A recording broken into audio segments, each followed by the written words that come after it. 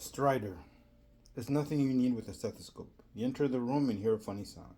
Some will say if you hear a sound going, the lesion is somewhere below the larynx, where your vocal cords are. And if it's only going in, it's something above the larynx, I thought. Does it really matter? Something is wrong. Especially something is wrong if the patient has laryngeal cancer.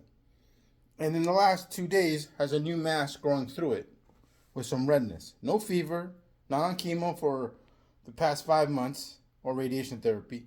Something is wrong. No trauma, no history of being on blood thinners or has a history of bleeding disorder. So I doubt it's a hematoma. Abscess, unlikely.